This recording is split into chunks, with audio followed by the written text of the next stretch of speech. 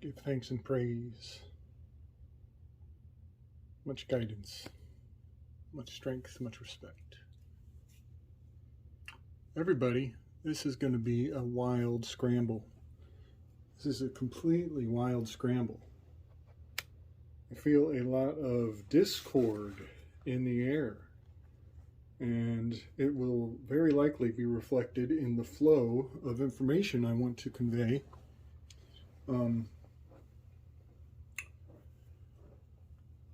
And I am going to struggle to keep this linear, but I'm going to start in an attempt to organize a myriad, assorted amount of ideas and thoughts and information. I'm going to try to start off by just doing some basic house cleaning and pick up some loose ends from the project this far. Anybody who hasn't seen my previous work, this one's gonna seem really hard to follow along. So let me start off with, I want to go back to Odin. This is Boötes. This is the Boötes constellation. It is clearly depicted by this kite shape, this yellow negative space. It's a very busy card. It's a very Dionysian card, as he has a bag of pills, he has the grapes, the wine, the intoxicants. He's wild-eyed, like he's got a hot buzz going. He has a kind of a bit of a monkey on his back, that tiger on his leg. Very reminiscent of, so if this is Boötes, the constellation, which the legs of Boötes are framing the boot of this Fool card, very proximal to Boötes is Felix, is a minor constellation. It's just a little cat, is right off the corner of Boötes there. But we've established that this is the one of the brightest stars in the northern hemisphere. This is Arcturus. Arcturus initiates the lunar calendar. It is the New Year's of the lunar calendar. And I've corresponded this also with Arcturus is the horn. It's called the Great Horn. And so that is much like a shofar blowing an initiation of a new year. And so the lunar calendar is regulated, modulated by Boötes and Arcturus, this particular star here, which is this castration scar in the crotch of the Fool card. So all of that is highly indicative of Odin. And I just want to put this on the record now, that Odin has his two ravens on his shoulders, one on either side. Big ups, by the way, big ups to the Interverse podcast and the Vibrant, well, no, I guess it was just an Interverse episode that they did. I'll link it in the show notes with Rachel and Baldy, old Balderson. Big love to the fan. Just something that was powerfully inspired in me from watching their breakdown of Norse mythology was when Rachel mentioned that the two ravens, sometimes called crows, same family, also related to rooks. There are two rooks on the shoulder of Odin, which has inspired me once upon a time to correspond these positions with the chessboard.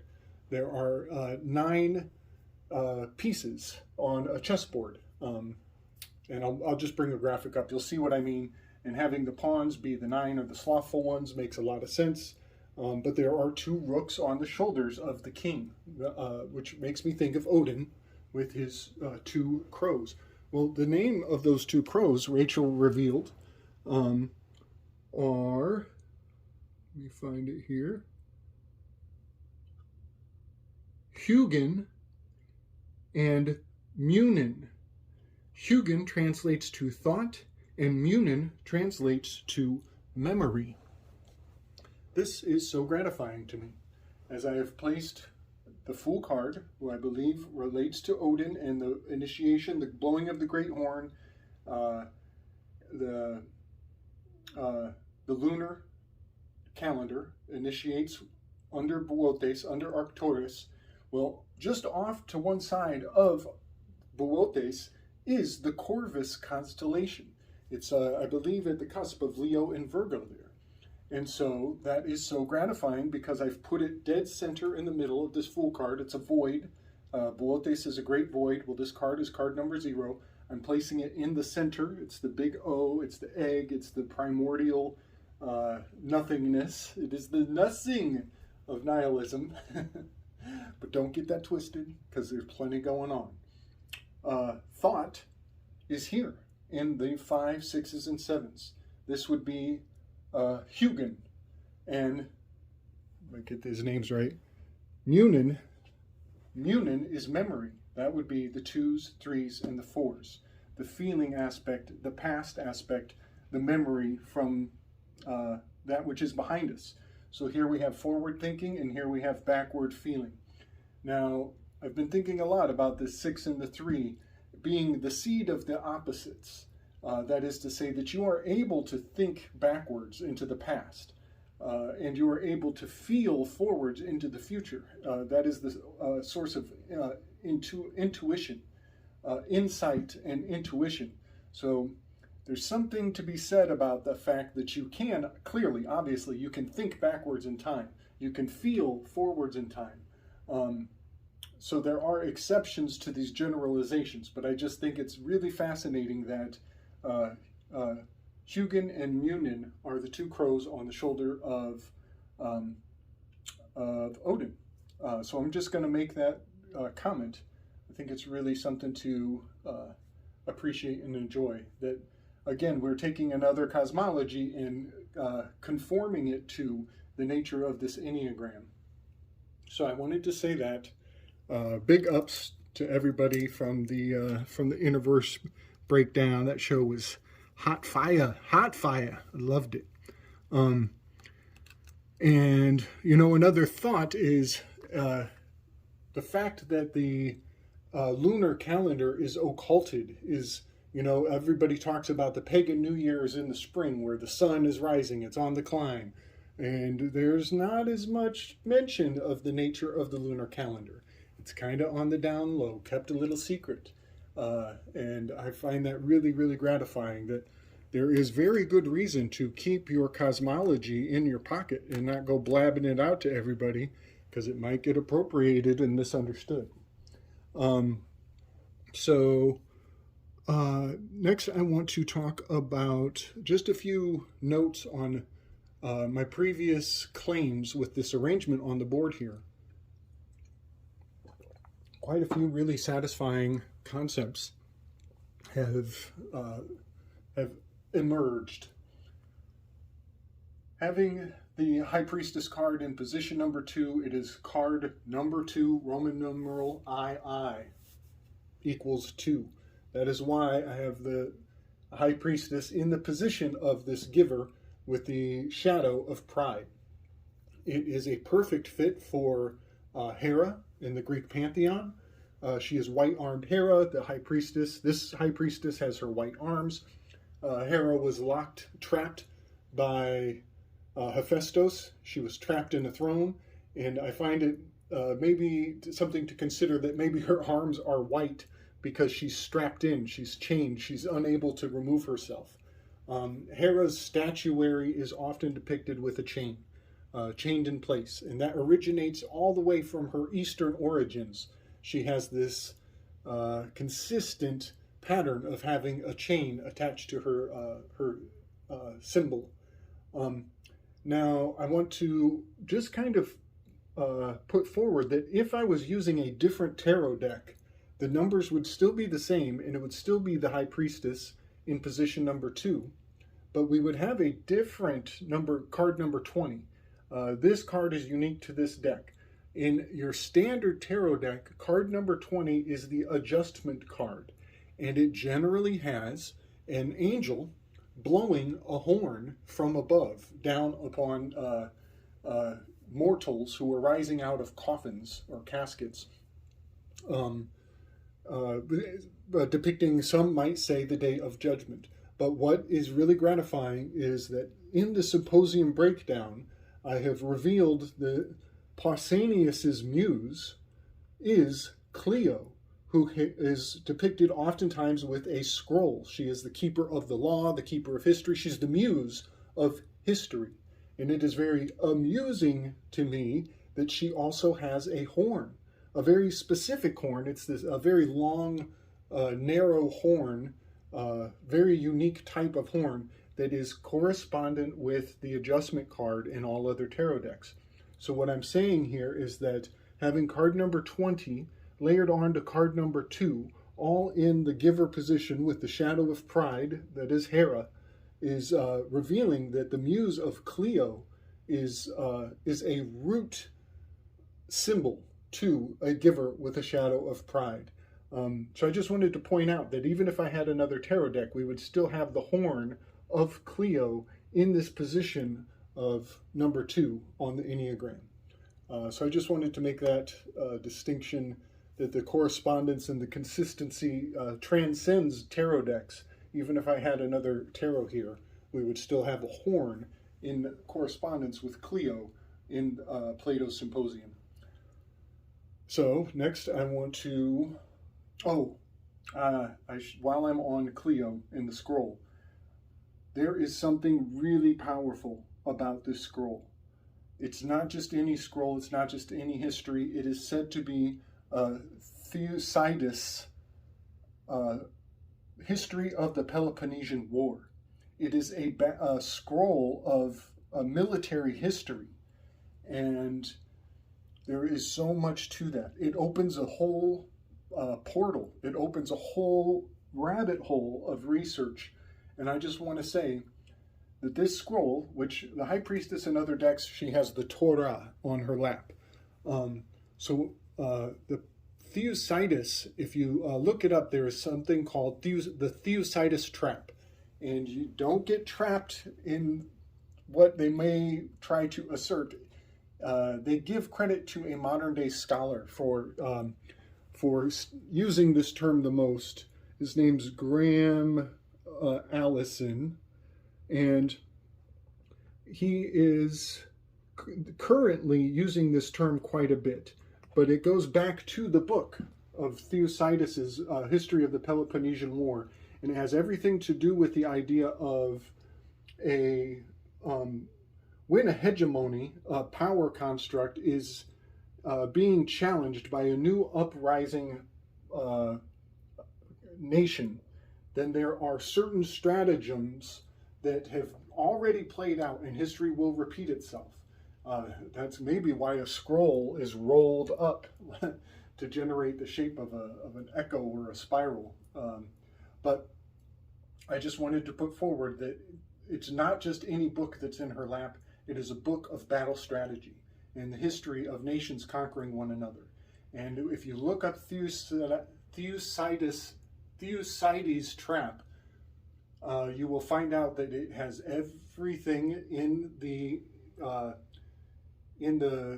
arena of international relations. It has everything to do with China versus the United States right now.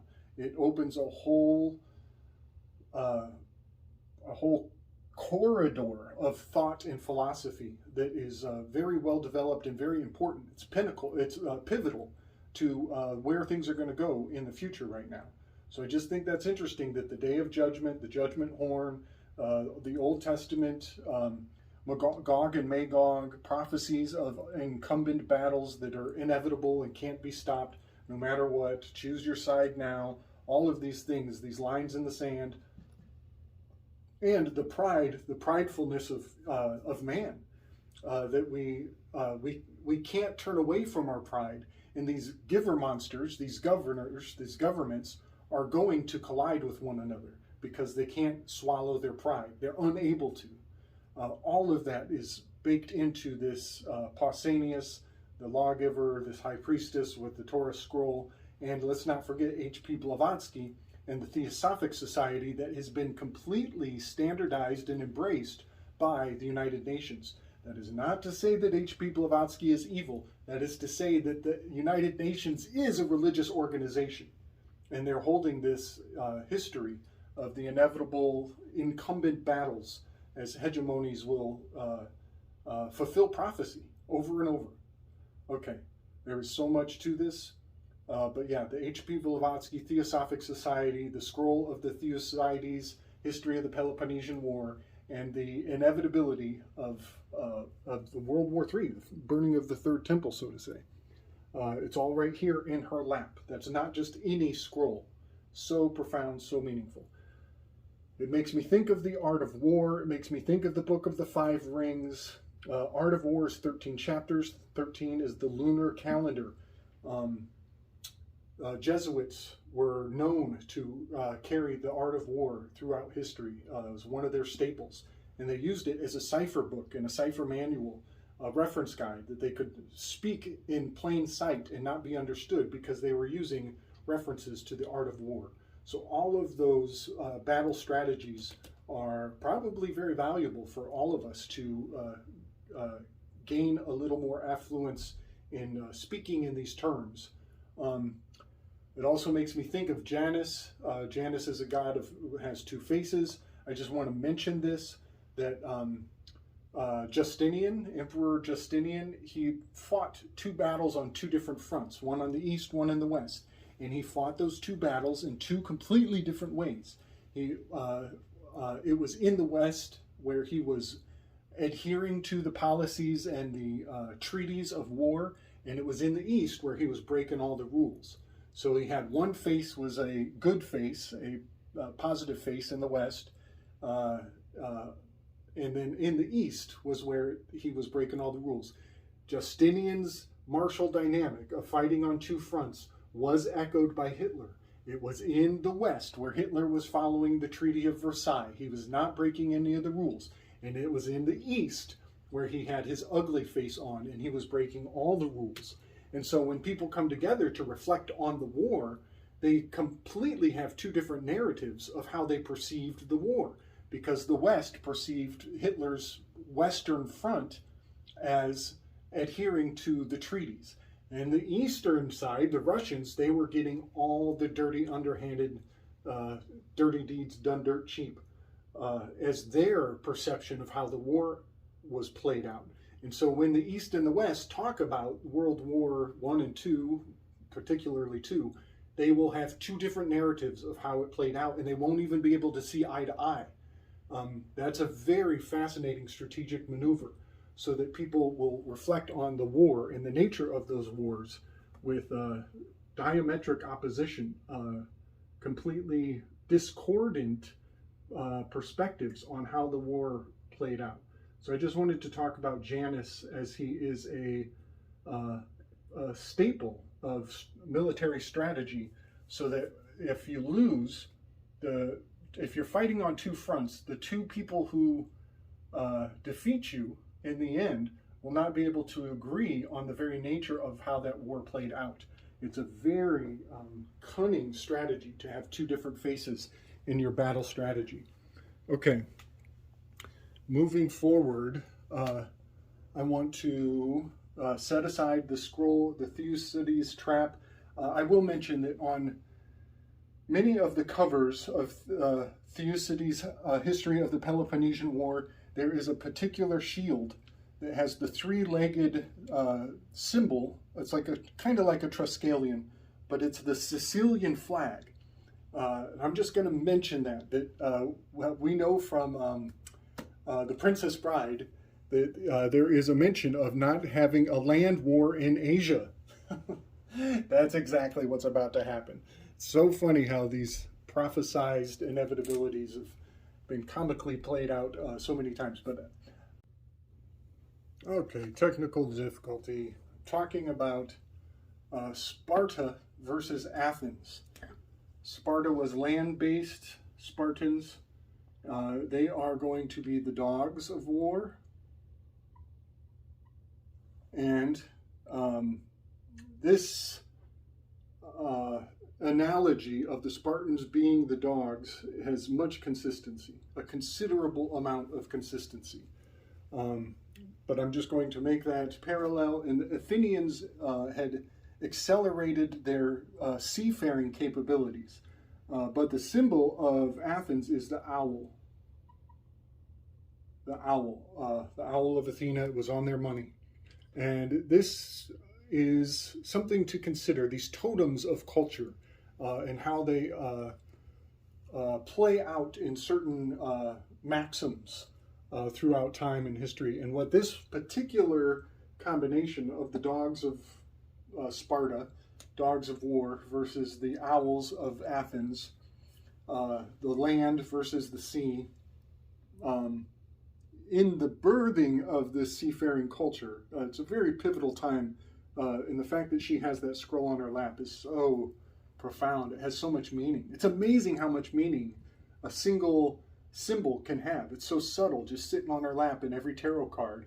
And it has just depths and layers of meaning that it goes back to Clio, the muse of history. But this makes me think of this quote: "It is a foolish dog what barks upon a flying bird." And that is so gratifying for me because of the nature of the Fool card. The standard Rider-Waite Fool card has this barking dog as the Fool is about to go flying off the edge of the cliff, looking up to the sky.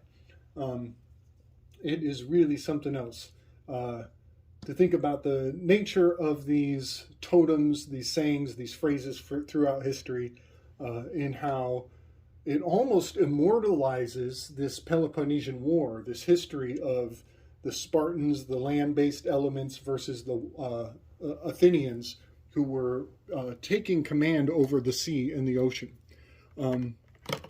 Now, I want to move forward from that, and I found a superior anagram. I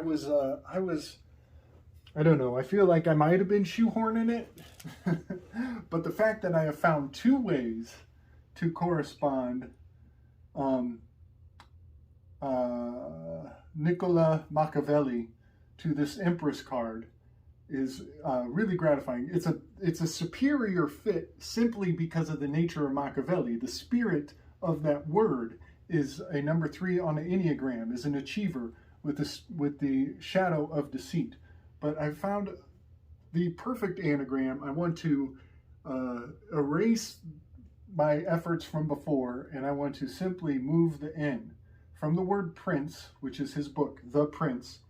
I want to simply move N and leave the rest as it is. Price. Impress. Impress. That's the anagram I was looking for. But the fact that you can do it multiple ways is still pretty gratifying. Now the prince is a symbol of fertility, a symbol of inheritance, a symbol of who will carry the torch after the king is gone. Planning ahead, having an exit strategy is another aspect of what Machiavelli was all about. And also adhering to the emotional habits of a culture in order to overthrow them. It's really fascinating, you know.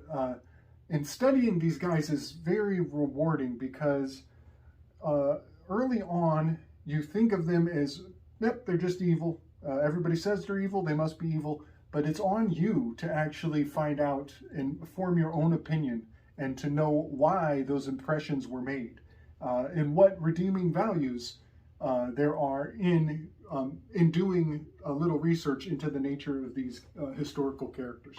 So I do recommend everybody gets their head around Niccolo Machiavelli and his biography and give some appreciation for the fact that, you know, even though he was probably fucking with us 100 ways from Friday, it is the origin of a large amount of history and historical conveyance comes through the handiwork of that crafty fucker.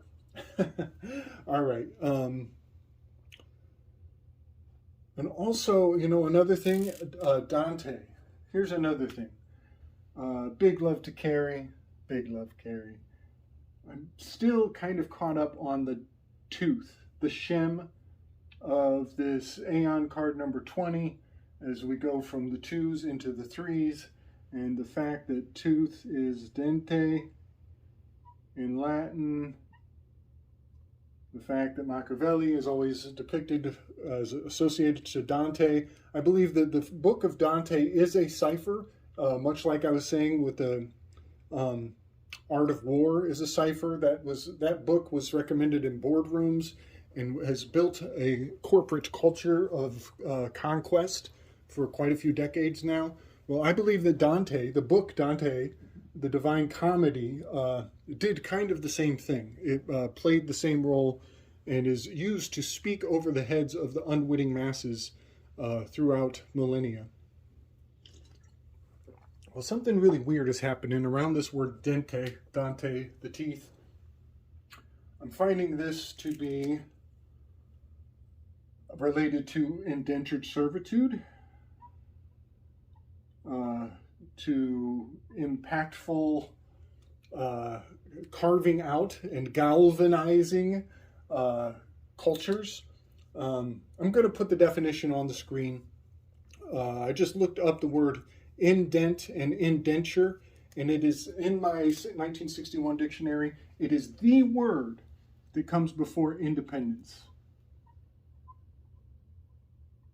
I ran out of room. And I want to postulate, man, this is a huge weave in itself. I want to postulate that this indenting, this impression, this has much to do with circumcision.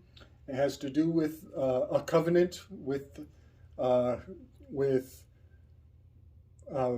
originally was Old Testament Yahweh. Today, it's a covenant with the government, the giver monster, and it has much to do with the castrating from the placenta. And I'm just going to put that definition on the screen, and everybody can read in between the lines for themselves. But I'm just going to say that any reference to Dante, the teeth, the old ritual of a brith ritual is a covenant, and it has much also, I believe, to do with indentured servitude, still to this day, and it has to do with the Impression Act. Oh man, this is a huge weave. I'm in over my head here. The Impression Act. You will find the word impress, indent is an impression. Well, the Impression Act was the Stamp Act, where they would go onto random ships at sea and snatch up able-bodied soldiers and conscript them into battle. This is what the birth certificate is doing today. And remember, we are in the feeling grouping, we are in the water, we are in Neptune, we are in the Dionysian spirit of losing yourself, this achiever with the shadow of deceit. All of these things are highly encoded in Machiavelli, his writing, his influence, the fact that he's like a staple read for elite circles on high, and that they use Dante's Inferno as a cipher to communicate above the heads of the unwitting masses. Okay, I'm going to walk away from that. It's so funny how steep these little rabbit holes become throughout time. Now, I did have a addendum I wanted to make on our hanged man, who is a perfect expression. It was perfectly expressed, reinvigorated through Harry Houdini. I just think this is really fascinating. Houdini told H.P. Lovecraft to write a book for him that had to do with debunking mediumship. And Lovecraft actually pawned it off to another author whose name was C.M. Eddy. And I just want to throw this in there. This is really funny. This is real funny. That's See Me Die. See Me Die is the Twilight reveal to that name, C.M. Eddy. And that just kind of trips my trigger, because we are many people believe that, Houdini's last act was falsifying his death. So C.M. Eddy, having an attachment, a thread going back to Harry Houdini's biography is really fascinating, that it may have been seeded by this authorship. And I have not really looked into C.M. Eddy or what that might reveal. I only have so much lifeline to dig into each topic. So next, I want to address the Tower card. This is a big one. This is a real big one. I've already gone pretty far and wide, pretty broad, pretty all over the place on this little installation of the shared learning experience. But I'm just going to throw out a whole lot of information that is all deeply and powerfully correspondent. The Tower card is depicted collapsing. It is struck by lightning, and there are high priests. There are senators who have ascended the tower, and they're being thrown out. They become the fall guys. So when you see a 16, you are dealing with fall guy technology. You're also, number 16 is the periodic symbol for sulfur. It is also, you reverse the 1-6 and you get promethium as a 61 on the periodic table. 16 sulfur, 61 promethium. Prometheus was the fall guy. He was blamed for bringing fire and giving it to man. And then he was strapped on a cliff's ledge and had vultures ripping out his entrails for the rest of eternity. This is a huge, huge weave, but essentially what we have there is the dynamic of a chained character at the equinox having a vulture descend down upon them in perpetuity, forever. So we have chains, bondage, we have eternity over and over, we have a vulture, we have a tortured victim on a mutable X. Because we are at the equinox. We're about to break across this line. Well, check it out. The X of the Analema expresses right here on this X. This is Andromeda, chained in this position for eternity. On the climb, on the ascension, is Andromeda constellation. She is embedded into Pegasus. It's a huge constellation. It actually spans over 3 months. Pegasus is rooted in Aquarius, and it bridges over the equinox line. It's so large and long. And so we're down here, we're going across this mutable position, and sure enough, on the other side of the year, on the Analema, this descending arc, this is the holiday of Vulturnalia.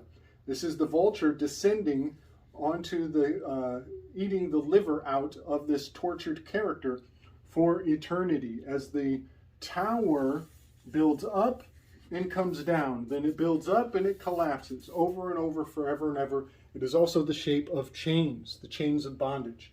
So all of those things are very Promethean, very sulfuric, the suffering of a savior going through this rise and fall, a torturous rise and fall for eternity. All right, wanted to put all that out there, and I want to give a final correspondent character to this tower card. And it is a two-faced character, much like I was speaking on Janus earlier. Folks, I have postulated for a very long time that Voltaire, his biography, is correspondent. It is highly congruent to the biography of Marquis de Sade. I believe Voltaire was in the Bastille. He was imprisoned for a very long time. He had many secrets at his disposal. And the people who had him in captivity were probably trying to leverage those secrets to generate change, to use him as an agent of change, very sulfuric. That is exactly what happened to Marquis de Sade. Marquis de Sade had all of these elite secrets, so they put him up in a high location and torture him over and over and over, and then they can claim and make the elite aristocracy believe that his torturers, the people who have locked him in the high castle, that they now have leverage. They know the secrets of Marquis de Sade. And the legend is that Marquis de Sade is whispering dirty laundry out the window to rabble-rouse the masses and then spark off the French Revolution. This is very fascinating because in stride with him whispering dirty secrets out the window, the newspaper articles of the time, the comics, started to publish lewd depictions of the aristocracy doing heinous acts and giant dildos and sex orgy scenes, and all this debauchery started to be trickled into the minds of the masses, so that they started to foment and spark up revolution. And then they literally burned down the Bastille, and Marquis de Sade escapes because he told the secrets from the high tower. This is so correspondent with Voltaire. It's fascinating. But their lives, their biographies are not correspondent. Voltaire is older than Marquis de Sade, but the story is so in stride with one another. So I'm watching a YouTube clip. Maybe I'll link it in the show notes. It's a list of quotes from Marquis de Sade. And ladies and gentlemen, they're showing us quotes, the words of Marquis de Sade, and on the frickin' screen is a picture of Voltaire. Somebody knows that my suspicions are quite accurate. So I'll bring that picture up, and you will see that they are quoting Marquis de Sade and showing a picture of Voltaire. It's very gaslighting, you might say, for them to reveal this truth. But most people are not informed enough to even know what Marquis de Sade and what Voltaire looks like. When you look at artistic depictions of Marquis de Sade, you actually get many different faces. That's kind of fascinating to me, that Marquis de Sade is hiding behind a mask. So I want to correspond to this with Donald Trump. We're gonna go there. We're just gonna go there. Donald Trump serves the same purpose because he's a fall guy. Because he's a fall guy. This is signifying the collapse. Give thanks and praise. Got a little side note that I need to inject into this conversation. I want to clarify a bit of a scramble here. And I want to get these relationships correct. You know, these archons have their roles to play. And presently, they are embodied by leaders on the world stage. This is the Globe Theater. This is the hill of Golgotha. This is the skull of the common anatomy of the common human experience. And I just want to be very specific about the fact that Donald Trump has been scripted to play out the position of the eight. All things archetypal about this controller with a challenger, with a shadow of control or a shadow of lust. That is absolutely the positioning of Donald Trump. Donald Trump eats McDonald's every night. Mac means son of. Donald Trump is eating the son of Donald Trump every night, MacDonald. That is Saturnian. Saturn eats his own children so that nobody can take his throne. So I just wanted to be very clear about the fact that this collapse that is being sewn into our consciousness is completely scripted. They are playing out the roles of these archetypes of our mind. Donald Trump is the eight. I need to just make this statement because I failed to be clear about this in my closing words on this video. It's Putin. Putin is going to be playing this tower card. Putin is going to be the fall guy, while all the lusty, grab him by the pussy energy of Donald Trump is part of the spell here. It is going to be Putin who is this number 7. He is Jupiter. He is Zeus. He is very electrically supercharged. Wherever Putin goes, electronic devices actually malfunction. It's as though he has a jamming signal wherever he moves. It's part of his mythology. And I need to state this. About the Marquis de Sade equals Voltaire. These are myths. They are myths. The fact of Marquis de Sade, as it's told to us, is that he wasn't in the Bastille when the Bastille was raided by the people, that he had been moved away just days before. But that's not how the myth rolls out. So we're speaking in the mythology. I don't believe that wherever Putin goes, he actually disrupts electronic devices, but I'm talking about the mythology of these people. And that is what's important, because that is what is injected into the subconscious realms. The subconscious realms, the right brain, it lacks a lot of discernment. So when people get nitty gritty on the details, it doesn't matter, because the collective doesn't speak that language. The collective listens to the mythology of these characters. So I just wanted to put that forward. And one more thing while I'm at it, I just want, we're speaking in generalizations in these archetypal relationships. I need to say one more thing. While this is Putin, this is Trump, Plato is Biden, Plato is Pluto, is Hades. I might have already said this, but Biden is wearing shades. He's got the bident. Bident is the implement of Hades. He's got a net in the other hand. That's his middle name is Robinet, Bident. He's a kid diddler. Hades snatches up Persephone, steals her, gives her the big sniff and whiffs her down into the underworld. Hades is holding the apple of discord. So all of this Discordianism is a build up to this discordant collapse. And now I need to say, I have so many things to say. I don't know how, I don't know why, I'm just calling it like I see it.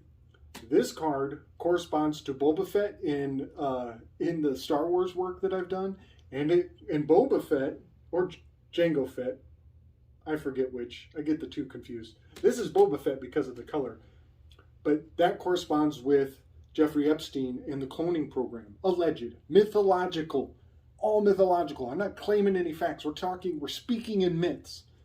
But the Jango Fett, Boba Fett character corresponds with Jeffrey Epstein having a cloning operation on some remote location. That's absolutely corresponded to the Star Wars myth that Jeffrey Epstein is embodied when he's carried out on a stretcher. That is the exit scene of Boba Fett from the Star Wars original series. I'll bring these images forward and you'll see that these icons have been fused into the staples of our childhood culture that we communed with, that we consumed collectively, in mass. Ghislaine Maxwell, Jeffrey Epstein, all of this percolating into this Discordian spell in a fascinating time for the collapse of the systems we were so enjoying. One more footnote. I'm just going to tease out this idea. It's way over my pay grade, but it does seem like I should mention it while we're discussing harmony and disharmony. Concordia means harmony, harmonic, harmonious, and her evil aunt is Discordia, and they are related to each other. I'm about to discuss that. And the way that this board is arranged is harmonia. It's harmonious. We are equally balanced in the feel, think, and act aspects of the expression of a perfect, psychologically balanced human experience when we lay it out on the board this way. However, there is a magical tone, a darkly dissonant tone. It is called the devil's tone.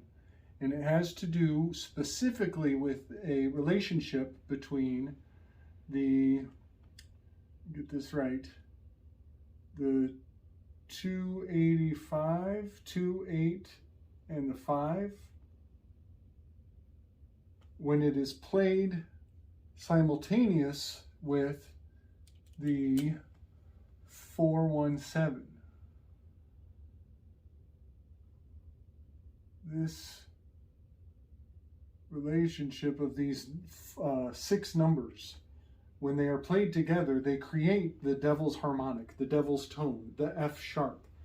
And I believe that in the grand theatrical expression of the globe theater that people consume and call politics, I believe that you can have these relationships uh, express themselves simultaneous in dynamic uh,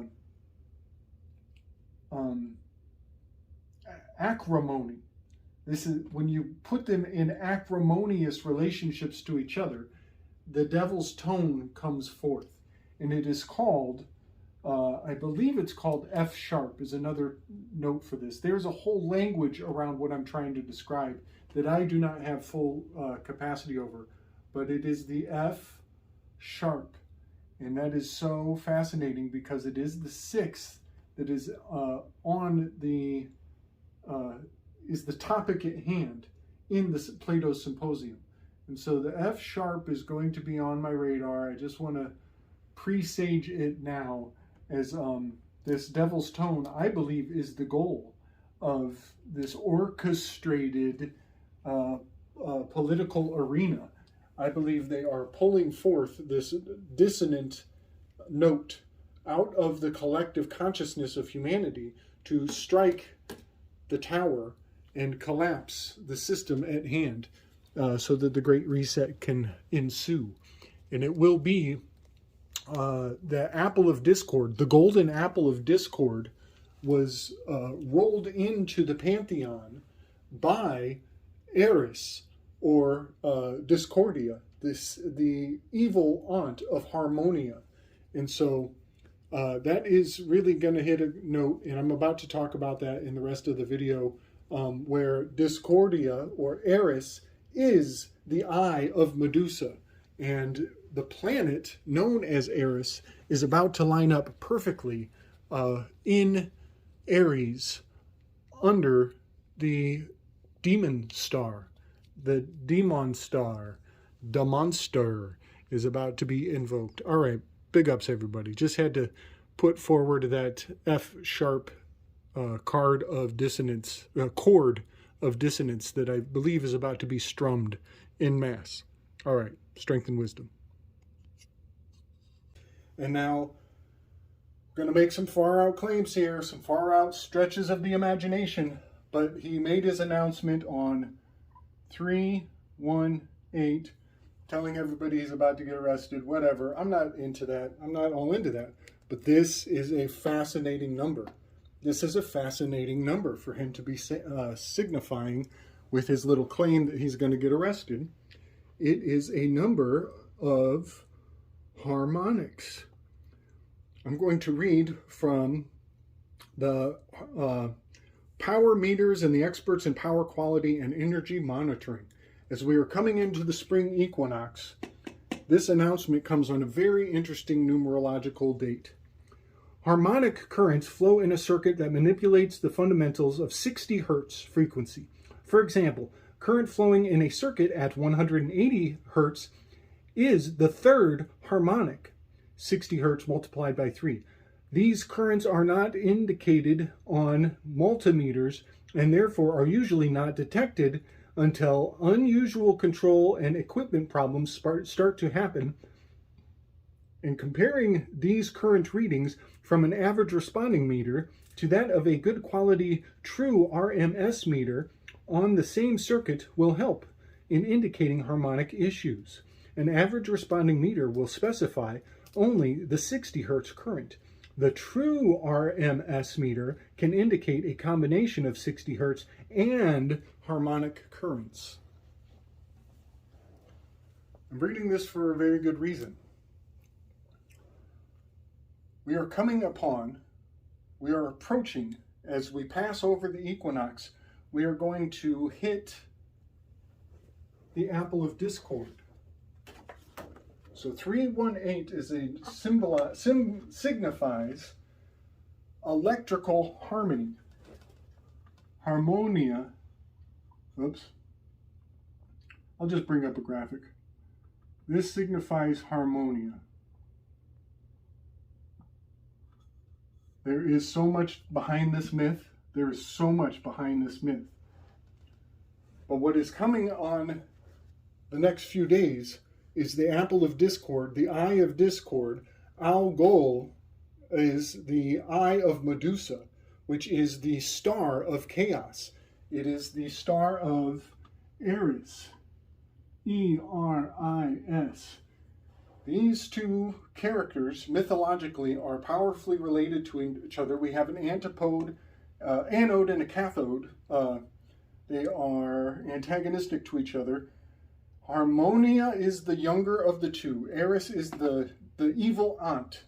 Harmonia is the young, beautiful, graceful niece.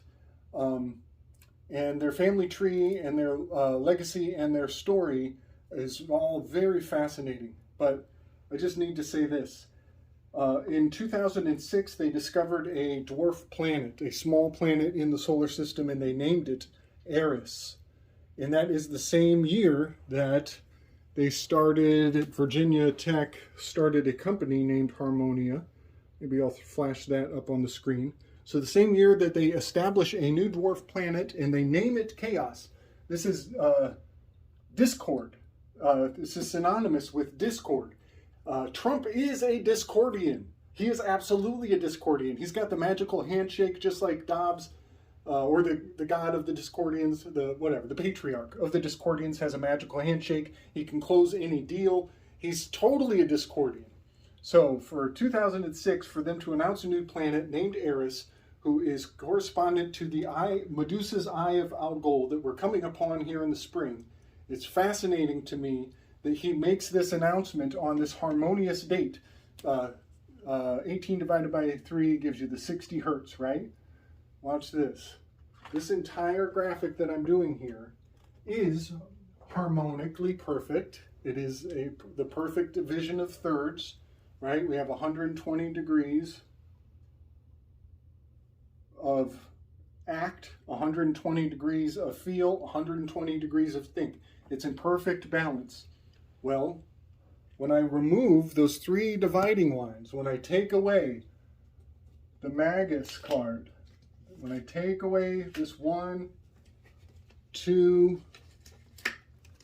3, when I remove the dividing lines of this harmonic system I'm describing, what remains is, I'm all out of room. What remains is